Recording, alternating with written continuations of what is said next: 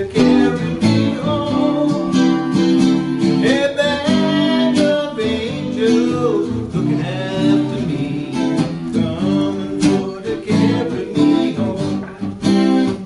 Swing low, the sweet chariot, coming for to carry me home. Swing low, the sweet chariot, coming.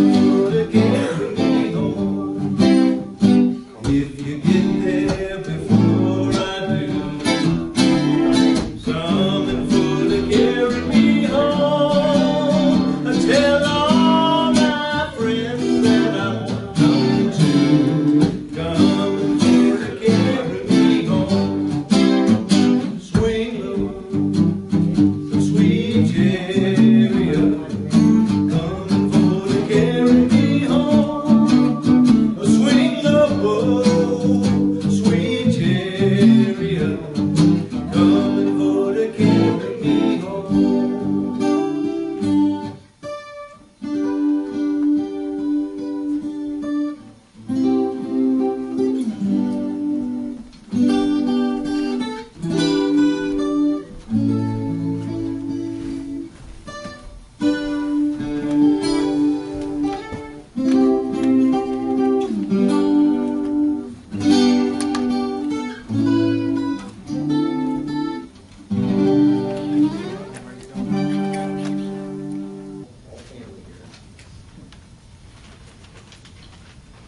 Good morning, everybody.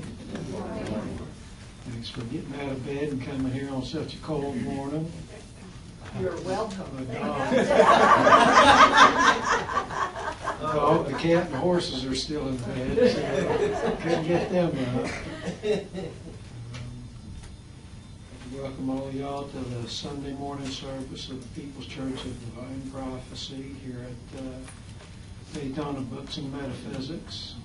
Manny hosts us every Sunday here and very graciously allows us the use of the room, the wonderful store downstairs. I'm not going to do an ad for him, but I'm very appreciative of him allowing us to have this space because it's a very nice space. Today's guest lecturer is Reverend Janie Owens, who just recently got appointed associate pastor. Is it associate or co-pastor? Associate pastor of the Colby Memorial Temple, a 114-year-old temple in Casadega, Florida. Thank you, Janie. Please be seated.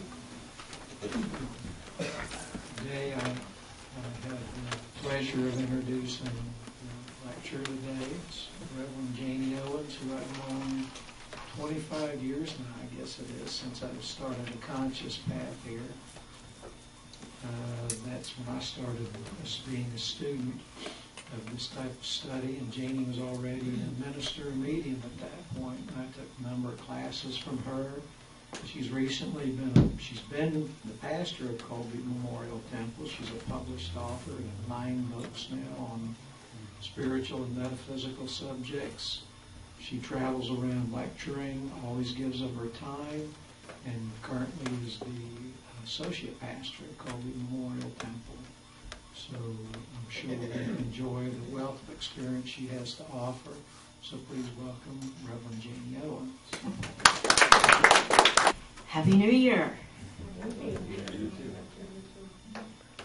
When we hear the term New Year, a lot of thoughts go through our head.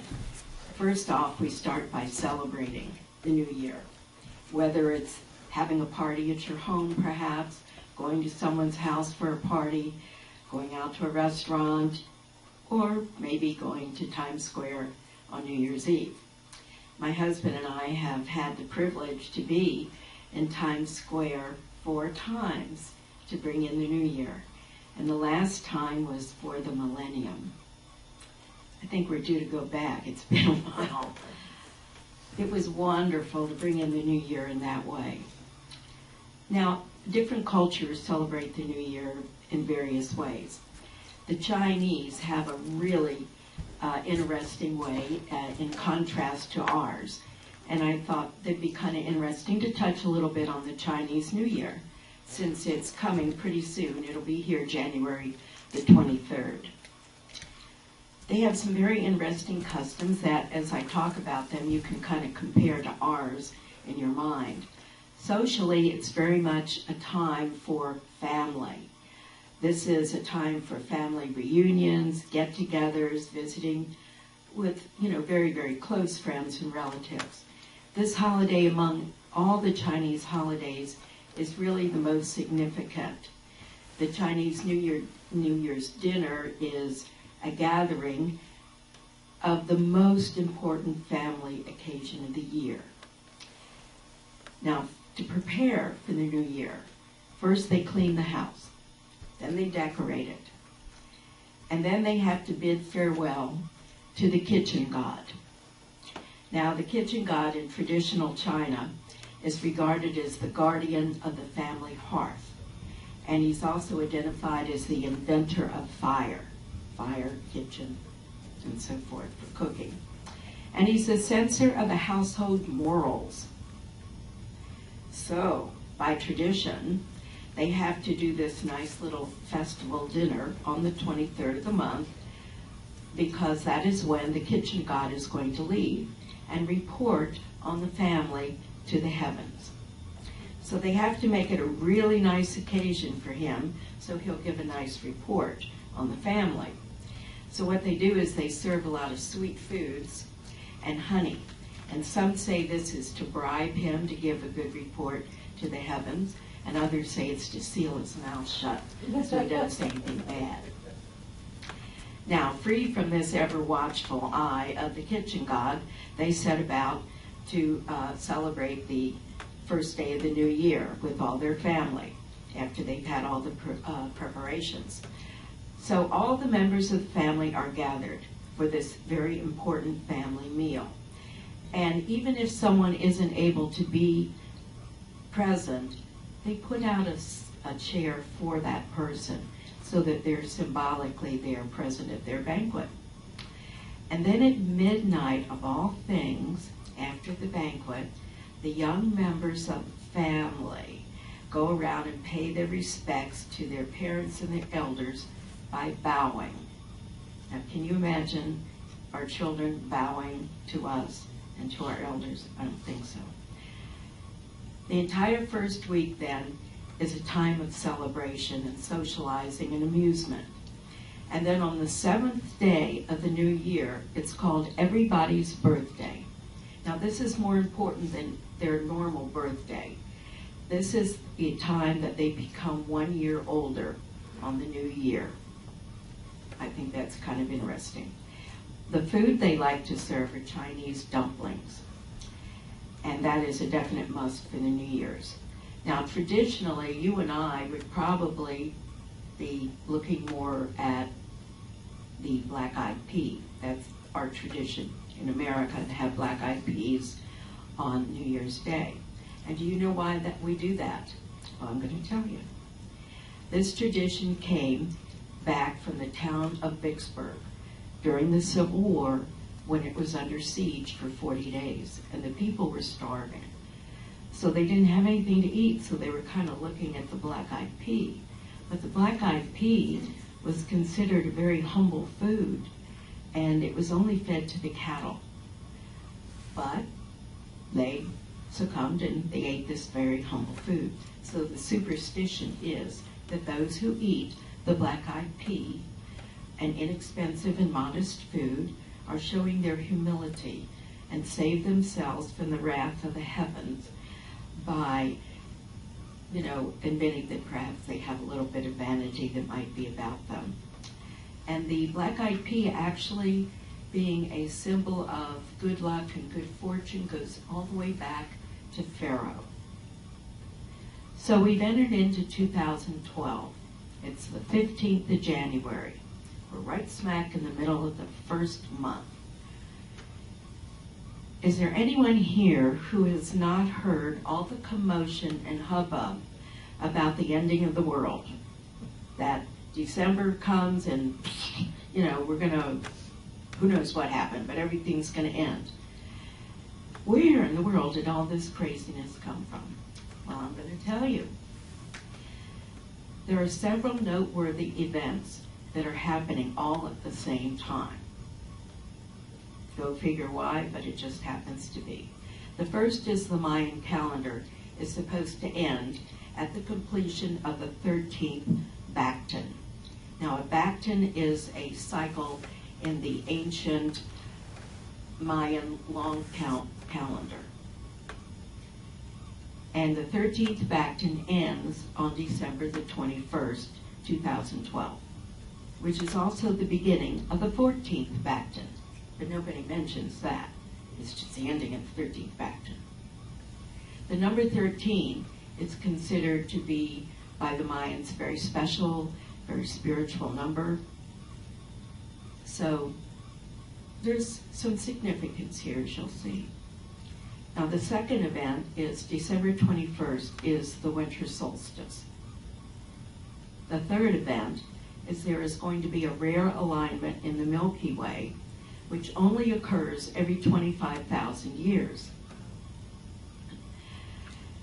Now, the Mayans knew this particular date about this alignment, which is really pretty impressive when you think about it, because they didn't have any electronic equipment, computers, and so forth.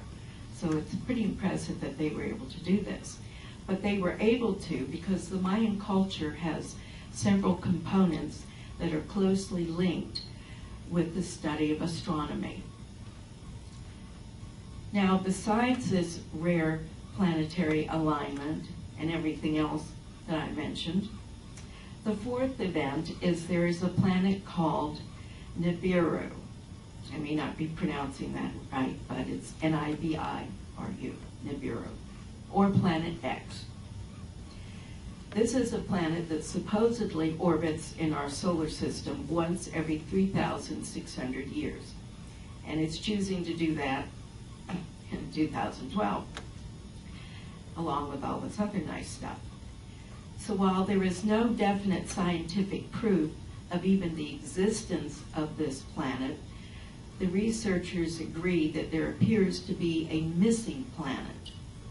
So I guess they're kind of feeling like, well, if it does happen to rotate during this particular time and interferes with our solar system, then there could be a problem. So the researchers decided to look into the dates on the Mayan calendar. They realized that they correspond astrologically to some phenomena. And because of this, they took the 2012 predictions in the Bible and Nostradamus a little more seriously than perhaps they would have. So, the end of the Bacton cycle that the Mayans put into their calendar, they believe, does not necessarily mean it's the end of humanity. It's rather that there's going to be an important transition that could affect everyone on a different level. In other words, our consciousness could be uplifted. I think that's a more positive way to look at it than the end of the world. I think our consciousness being uplifted would be a wonderful thing, especially in certain countries. It would be really nice. Now, some people, unfortunately, like to take the negative approach, and they'd rather take things very literal as the end of the world scenario. So we're going to jump to the Bible and Nostradamus and see how great those predictions are. They claimed that there was evidence that the world was going to end, that there was going to be World War III. And the Bible and Nostradamus predicted this would be happening on December 2010. It didn't happen. Unless World War III went on and I missed it somehow and slept through it. It didn't happen. So because of this, they had to recalculate. So they recalculated and decided it was going to happen between 2011 and 2012.